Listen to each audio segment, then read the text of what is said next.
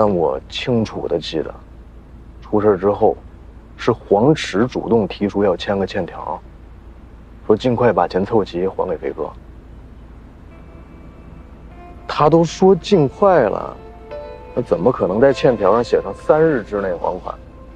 这对不上啊！当然了，我当时确实也没看清楚那欠条上有没有约定还款日期。你还知道什么？还有就是比赛前一天晚上，我看见一件事儿，让我那天晚上喝多了。我不知道那是不是幻觉。你看见什么了？你看见那修理车间那儿停的那辆白色法拉利了吗？当时黄石开的出事那辆车，就停在那白色法拉利那位置。我就住在那2楼。那天晚上我起来喝水的时候，我就感觉楼下好像有人，然后我就趴在那个玻璃那儿往下看。我发现有一个戴着黑白花头巾的一男的，拿着一修理箱，不知道在车那儿捣鼓什么。我赶紧就下去看他，我下去把灯一开，发现人没了。我也不知道这是怎么回事了。是不是幻觉？看监控不就知道了吗？他们说硬盘坏了，那几天内容都没录上。事出反常必有妖。我也查了周慧芳的股票账户记录，曾经确实有大笔的资金买入，最高时股票价值214万，但后来好几只股票都持续走低，价值严重缩水。现在这些股票价值多少？根据昨天收盘的情况，现在股票价值是64万2529块3毛5，这还是这几天又涨了。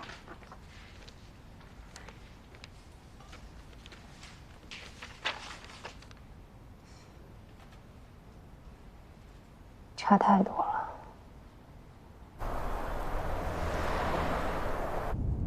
我刚才跟你说的这些情况，跟贾小飞也说了，他问我有没有证据，我哪来的证据啊？然后他突然问我说，知不知道公司是有分红的？我说不知道。这他就给了我20万，然后又给我放了15天年假。那这20万还真的是封口费啊！你放心吧，这20万我一分没动，随时可以还回去。干得好。接下来呢，不管用什么样的办法，你尽快帮我先找到贾小飞。我给他打过电话，那一直都打不通。后来我又问了我们公司的公关经理，说他出国度假去。这么巧的吗？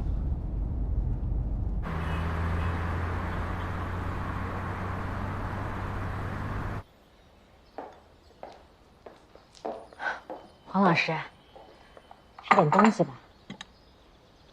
您不能总不吃东西，身体受不了的。黄池的事儿，我们一起想办法。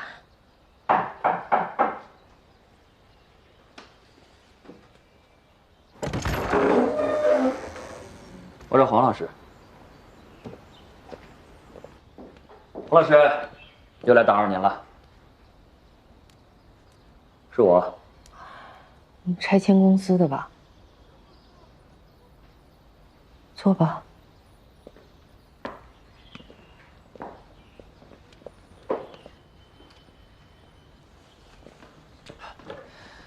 我这次来呢，不是跟你说拆迁的事儿。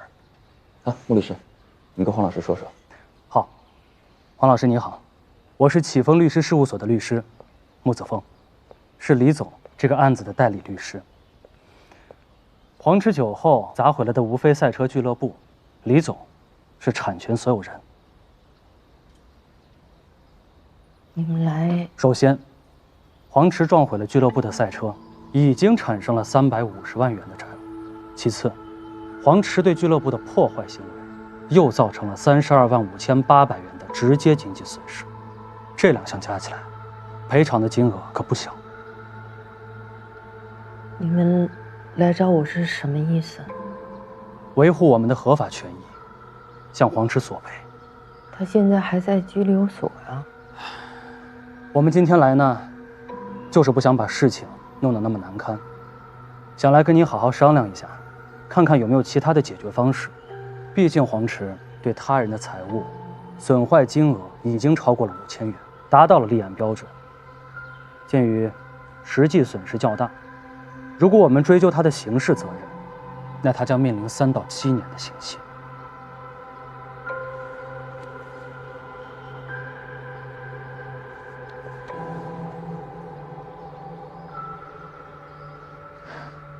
谁能一时间拿出这么多钱？你们是想逼死人吗？我只是说明情况，法律明文规定的事情，谁都不能左右。我还有20多万的存款，现在就给你们取，你们都拿走，能不能别去法院起诉黄池啊？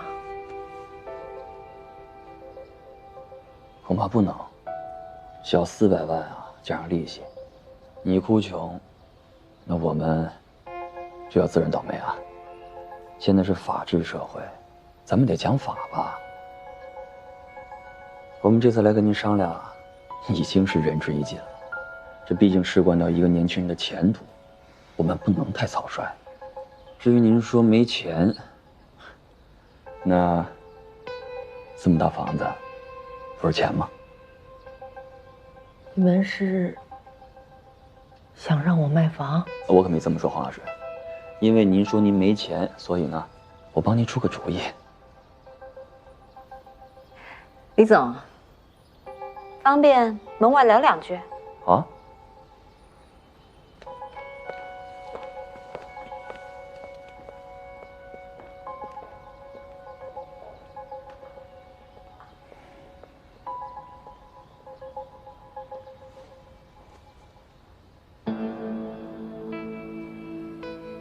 黄老师，按照法律的规定，您这套房子是有可能被执行的。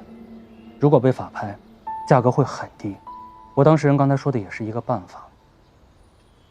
您这套房子，我们估算过大概值600万左右。如果您还清了所有债务，手上还能留100多万。说来说去，你们就是想要这个房子是吧？之前博物馆开幕，先是把唐三彩摔在我面前，紧接着就有人上门要债，这一切都是你们背后操作的吧？别你们的，黄池欠的是我的钱，严格的说，是我们几个股东的，是五飞赛车俱乐部的钱，跟启伦集团没关系。你觉得我会信吗？你信不信又能怎么样呢？哎，我就奇了怪了。为什么你老会在这儿啊？啊，没你的事儿，就别趟这锅浑水，要么走，要么帮黄池把钱还上。穆律师，可以走了。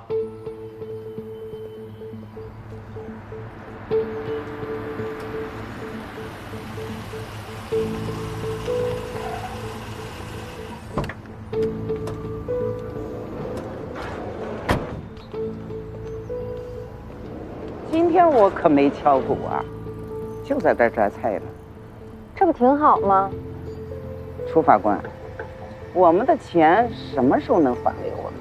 别着急嘛，我今天来，我就是想跟您商量这个事儿。只要能还钱，怎么商量都行。我们调查了周慧芳的账户，里面的股票呢都还在。现在价格呢虽然比买入的时候低，但是最近涨势不错，我就想跟您商量一下，能不能等股票再涨一涨，咱们再把它卖了，把钱还给你们，这样呢也能最大限度的减少双方的损失。您要是同意的话呀，我还想让您给其他人做做工作。那我们要等多久啊？当时你们22个人一共拿出187万，现在股票账户里市值只有60多万，怎么也得等到涨到差不多才行吧？您说呢？那可不行，股票这玩意儿，它今天涨了，明天跌了，它没准儿啊。我根本就不信这个。周慧芳她赚钱了，我不眼红；她赔钱了，也和我没关系。借的就是借的，她借多少，她就得还多少。您说呢？一点商量的余地都没有吗？欠债还钱，天经地义，这事儿啊，没得商量。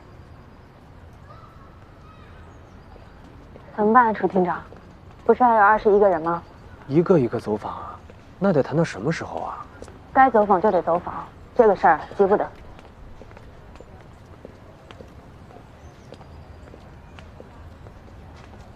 人多了，我怕他说话不方便，你们就别进去了。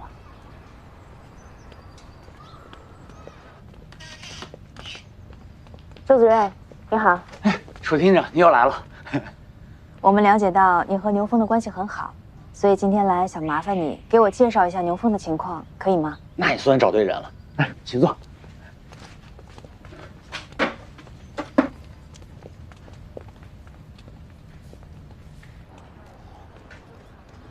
这工作难做喽。哪次不难啊？哎，你说，万一股票有一天真涨了，甚至超过187万，他们会怎么样？你不用想那么多，他们可没那么多耐心，能等到那一天。也是。10几年前吧，我跟朋友去广州那边低价进手机，我借了一大笔钱，可是刚到那边把钱给人家，结果现场就被警察给抓了，说是走私货。后来我回来没多久就被债主给告了，是牛叔办的案子。牛叔跟那帮债主做了很多工作，才让我能延期还款。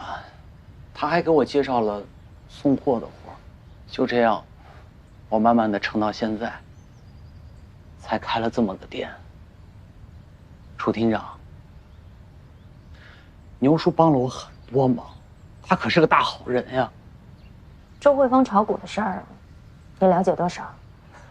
周婶儿，周婶儿那当年在我们小区可是响当当的风云人物，哎，光靠着炒股，咔咔的赚钱，很多人都求着他帮着炒呢。他们就把钱直接给他了吗？没有什么凭证吗？那有什么凭证呀？周婶儿本来就不乐意，是他们硬把钱塞给周婶儿的，说有钱大家一起挣。可是后来赔了，他们就找周慧芳要钱了，是吗？那可不是嘛！股票大跌以后，这帮人就不干了，去找周婶儿闹啊闹啊。周婶儿后来怕了，又不敢让牛叔知道，哎，就给每个人补了个欠条，希望股票涨了以后挣了钱再还给大家。可是谁成想啊，没过多久，周婶儿也就走了。可是这帮人就更疯了，直接联合起来把牛叔就告到法院。楚厅长，我就不明白了，法院凭什么判牛叔卖房子还钱？这太不公平了。你说的这些情况，除了你以外，还有其他的证人吗？有啊。哎，张天翼，你为什么那么怕田家呀？啊？我说你为什么那么怕田家？我怕他吗？不怕吗？我那是尊重他。行，按你说的，那你为什么尊重他？这事儿说来话长。我们俩中学就是同学，我吧就是学习好点，跑也跑不过他，跳也跳不过他，关键我还打不过他，所以尊重他让我快乐。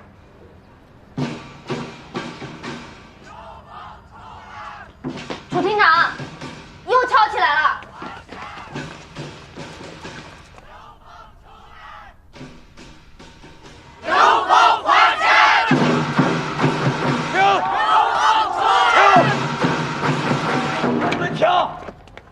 你们是没完了是吗？法官还在这儿呢，你们还敢闹啊？我们就是要法官听听群众的呼声，要让我们不闹，可以把钱还了，我就再也不来了。法官，赶紧执行吧！我在等着钱给我儿子娶媳妇呢。要是耽误了孙子，他刘峰赔得起吗？再不还钱，我的房贷可就供不起了。到时候我就搬到牛峰家去住。张婶儿，您不是说不敲锣打鼓了吗？我没敲啊，我拦不住大家伙来敲啊，他们要表达他们的愤怒啊，是吧？我再说一遍，法院有法院的程序，你们不能用这种过激的行为来给法院施压。我们也不会因为你们天天闹就不依法执行。总之一句话，申请人和被执行人都要尊重判决，要守法。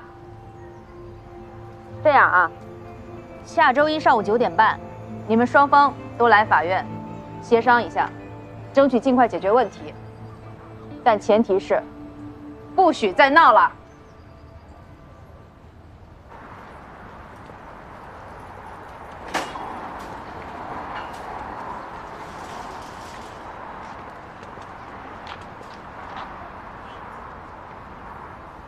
奶奶，回家。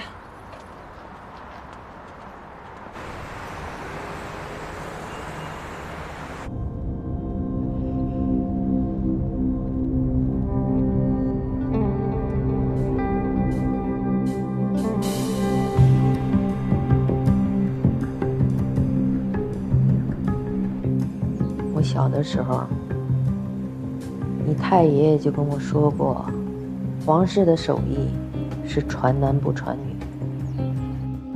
我是偷偷的学了近10年，你外太公才松了口。我要不学，皇室的木雕早就失传了。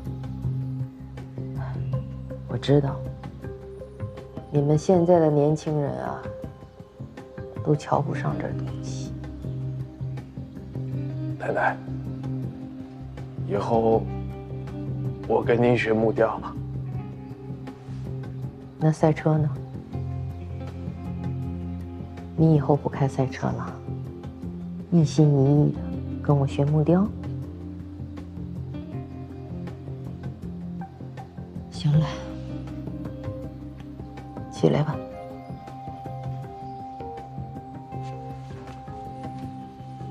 坐那儿。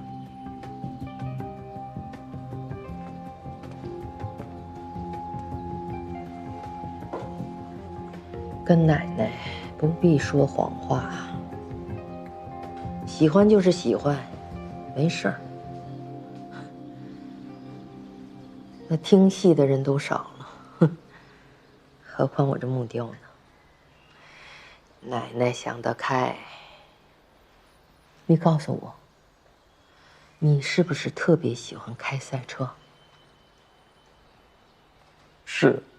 你要是真喜欢，那就好好学，别因为受了一点挫折就放弃了，那样奶奶可就看不起你了。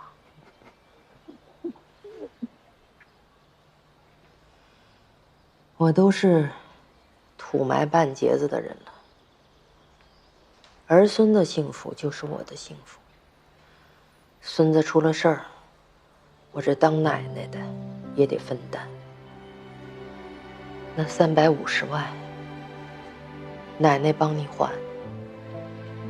奶奶，你哪有那么多钱啊？这不还有这房子吗？您要卖房子？手艺都断了，还留房子有什么意思呢？不是，奶奶，这房子您不能卖，我爸妈知道了会打死我的。房子是我的，我想卖就卖，他们凭什么打你啊？这事儿，咱先不告诉他们。可是，房子卖了，咱们住哪儿呢？我都打听好了，房子卖以后啊，还上你那350万，还能留下不少钱。咱就买个小点的房子住，或者租房都行，住不发愁。我还得留出钱来，好好支持我孙子学赛车呢。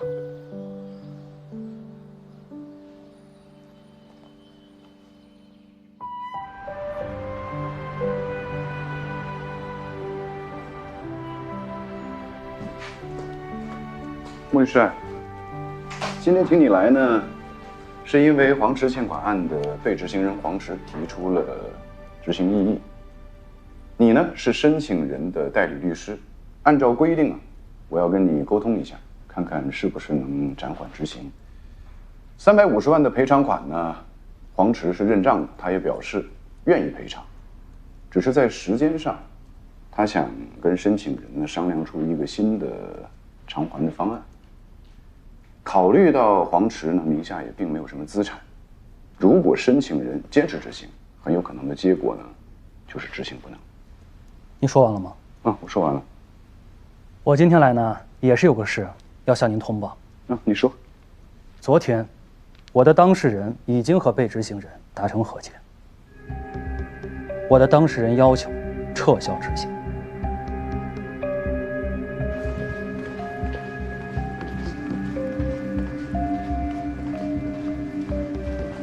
厅长，穆子峰，你怎么来了？麒麟法官召见我呀，约我来商谈黄池欠款案。我是申请人的代理律师。说来也巧，昨天申请人和被执行人已经达成了和解，这个案子算是画上句号了。你可真是福星啊，总给我们带来好消息，谢谢你。纯属巧合。真是没想到，你离开天成律师事务所发展的这么好，现在在哪儿高就啊？启丰律师事务所，我是合伙人。自己创业啦？是金子在哪儿都会发光的，恭喜你。楚媛，如果你方便的话，今天晚上我想邀请你共进晚餐。还是不方便？你现在是黄池欠款案申请人的代理律师，我们又成关系人了。还是下次吧。再见。楚媛，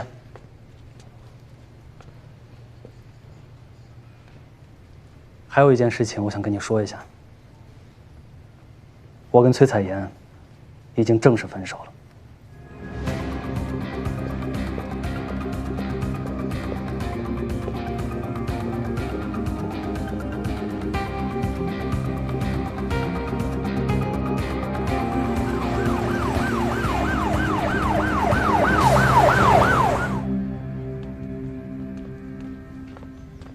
楚厅长，他就是证人。你是刘楠？对。请坐。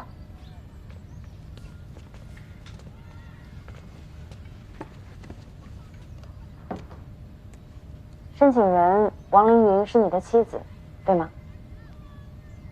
对。刘楠，咱们可不能忘了牛叔当初是怎么帮着咱俩的。当时去广州进货，咱们亏了好几万。牛叔不但去找债主做工作，让咱们2个延期还款，还帮你去找店面开服装店。做人咱不能忘本，你给周婶的那些钱到底是怎么回事？今天跟法官说实话。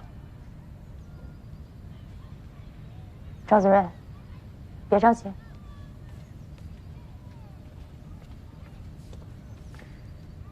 刘楠，你别有负担。作为间接证人，如果你知道什么，你有义务向法官说明情况。我们家的钱确实是给周阿姨拿去炒股，当时的情况是这样。刘楠，你说什么呢？法官问我点事儿，我跟他们说明情况。知道什么呀？你就乱说。走。哎，你闭嘴，走，回家。王凌云，你干什么呀？当初牛叔是怎么帮着刘楠的？做人不能忘恩负义。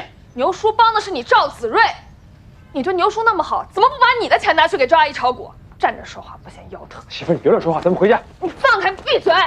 我告诉你，从今往后不允许你跟赵子睿来往。还有，尊敬的各位法官，我是申请人，有什么问题可以直接问我，不用在背地里搞这些小动作。你怎么说话呢你？我们是走访了解情况，什么叫搞小动作啊？谁搞的小动作谁知道。走，你把话说清楚。张天翼，楚厅长，我发誓，他们就是想挣钱，把钱给了周婶，让她帮着炒股的。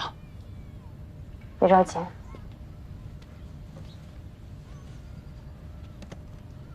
赵子睿，根据今天的情况，我觉得刘楠是可以争取的。能不能麻烦你私下去找他谈谈？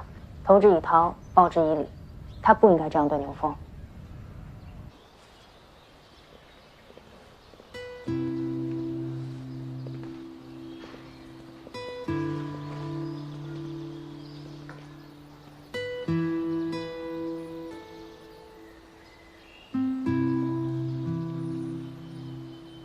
能不能跟我们说一说，是怎么和解的？我把房子卖给他们老板了。你把房子卖给他们，然后他们用自己的钱再赔给自己。他们出的价比市价高了一些，赔完的钱剩下的还能转给我。齐法官，我们平头老百姓斗不过他们。小池砸坏了人家的东西，他们一个律师说，这事儿就可以判他3到7年的徒刑。我要不赔，小池这辈子不就毁了吗？这块地是昌盛村的宅基地，他们怎么有权利收购？还是说他们的老板是昌盛村本地人？这房子是村委会代理收回的。这个俱乐部的老板，正好是我们昌盛村拆迁公司的经理。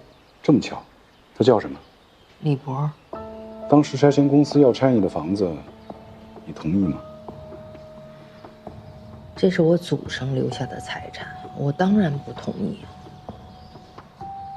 而且就我们家这个地点，我已经打听了，正好是拆迁这个地方边上，可以不拆的。然后黄池赛车就出事儿了，你不觉得奇怪吗？有什么奇怪的？我明白，他们是按市价收了我的房子。他们能挣钱，肯定能挣钱。但是我知道这些又有什么用呢？苍蝇不叮无缝的蛋。小池，要不是一心想参加他们的比赛，谁能陷害得了他呢？该还的还了，该赔的也都赔了。这2天，我们就收拾东西，搬走了。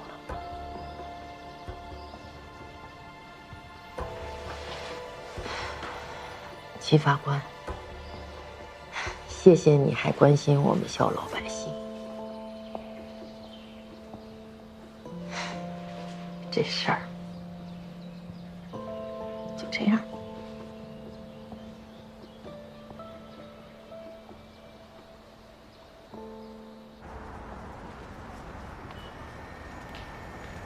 楚厅长，我给赵子睿打过电话了，他怎么说？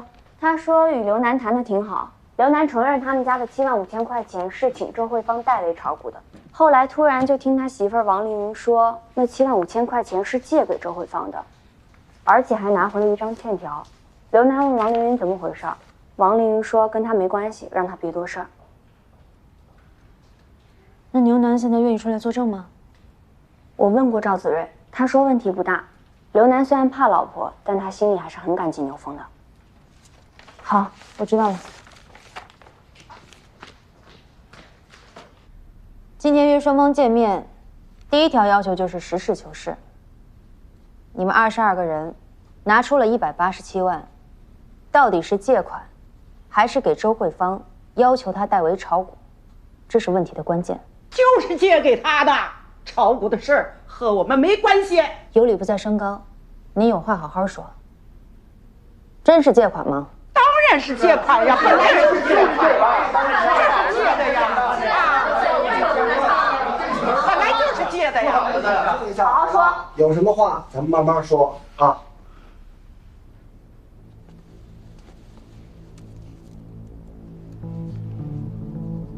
刘楠，你的75000块，是你给周慧芳要求她代为炒股的，对不对？后来炒股赔了，有人要求你统一口径，所以你才找了周慧芳签下了欠条，是不是这样？刘楠，你说话呀！刘楠，我不知道你昨天在小卖部都说了什么，但是你想清楚，你要是敢胡说八道，这个家你还要不要？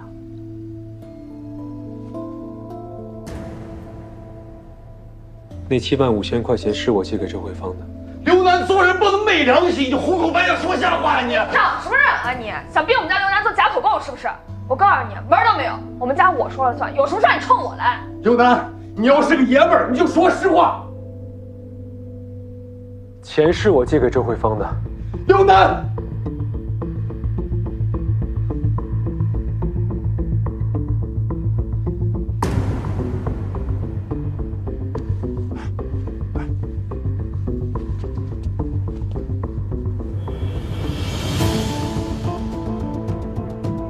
副警长，刘楠的话你都听清楚了吧？听清楚了。那牛峰借款案，你们打算还要拖多久才能执行？为什么不执行？是不是因为老牛以前是法官，你们就偏袒他呀？他们就是故意的。对，就是故意。老牛，你也别装作听不见，这事儿和你没关系吗？你倒是说句话呀，老牛！周姐走了，我们大家都很难过。问题是，你不能利用我们的同情心耍赖吧？这都是我们的养老钱。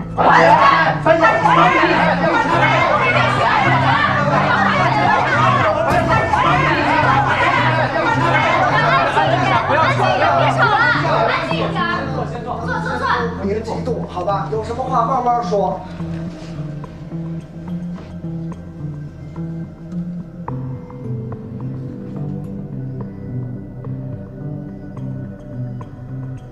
今天请大家来呢，就是为了解决问题的。请大家放心，搞清楚事实，我们该怎么执行就怎么执行。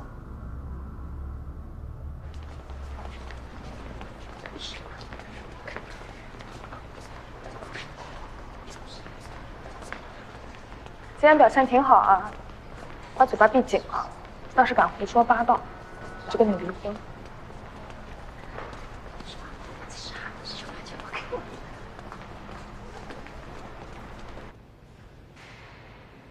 你们说这都是一帮什么人啊？唯利是图到极点，真是要钱不要脸了。哎，你们发现没有？刚刚那个律师很淡定，一切好像他都事先预料的好。从那些人的说话来看，也像是提前对好了说辞。这一看就是提前准备好来的。露露，光生气没有用，咱们得找证据。证据还需要找吗？那些欠条肯定是假的呀。你说是假的没用啊，那些欠条都是手写的，一张一张去证伪，太难了。关键是当事人已经亡故，现在牛老就是跳进黄河也洗不清了。突破口还是在刘楠，可刘楠现在就是不肯说实话啊。他为什么不肯说实话？他为什么突然改正言？什么原因？谁给他的压力？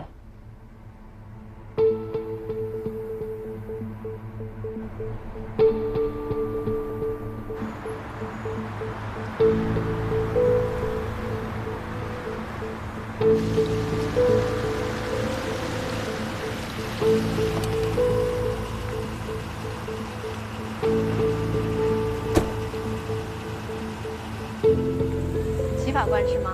你好。您好，李总已经在等您了，请跟我来。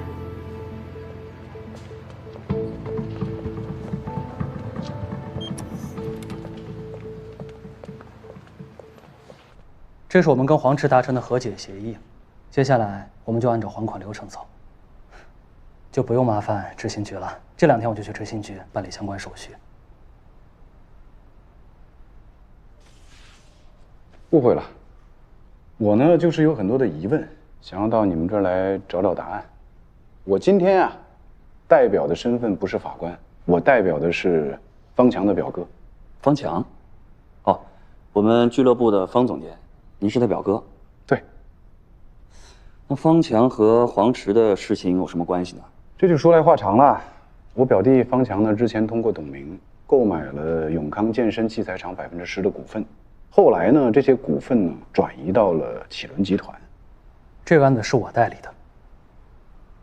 现在永康健身器材厂的那块地市值翻了多少倍，你们应该比我更清楚吧？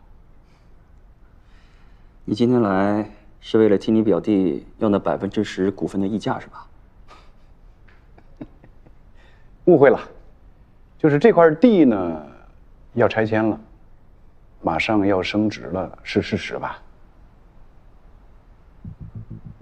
是事实。不过还有一个事实，我想告诉一下齐法官：启伦集团收购永康健身器材厂，多支付了董明拖欠的132万7千的工资款。这不仅仅是帮助了工人，当时也解决了执行局的燃眉之急。你们还一再表示感谢。我记得。眼下呢，黄池欠款，现在黄春香呢把祖宅给卖了，买房的人是李总吧？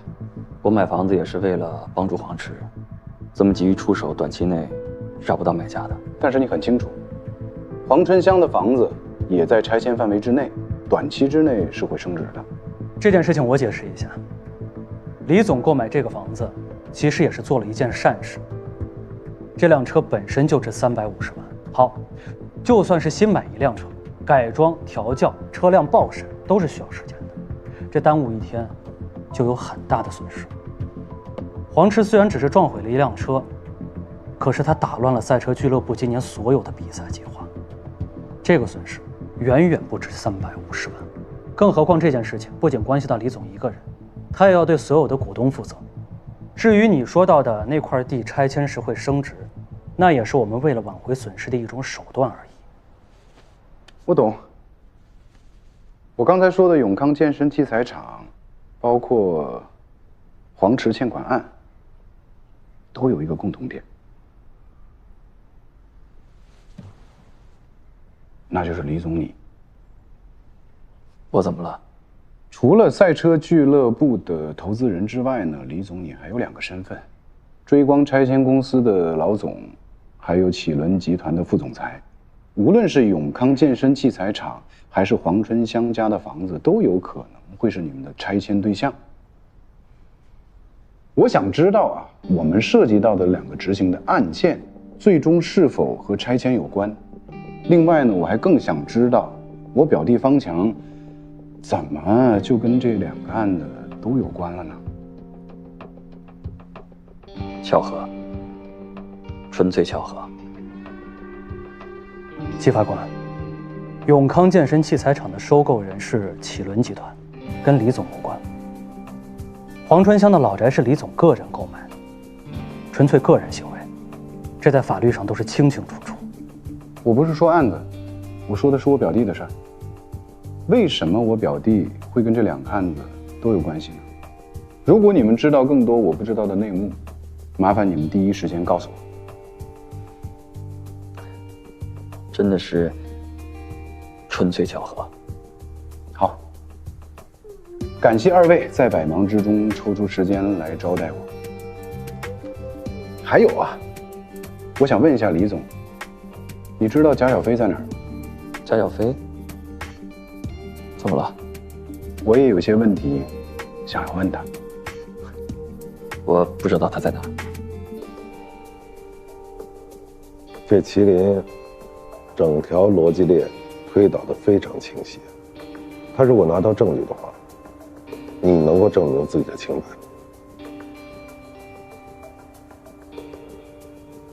当时拉方强入伙是谁的主意？贾小飞。我知道的时候，方强已经在赛车俱乐部工作了。当初你说拉方强入伙，他表哥麒麟就很有可能有利用价值。现在看到了，整件事情都有可能毁在他的手上。他们手上没有证据，一切都是猜想。如果今天刑侦的人来了，还会跟你这么聊天吗？你还能坐在这儿吗？跟你说过多少次了，小心，小心，小心。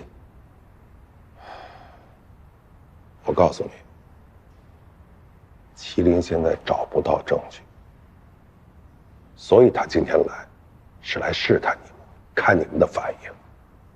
你跟穆子峰越正常，他就越怀疑你们。你放心，我不会让他们找到任何证据。凡是走过的，一定会留下痕迹。现在明白当初我为什么让董明离开青港了吧？这个案子不结，在青港就永远见不到贾小飞。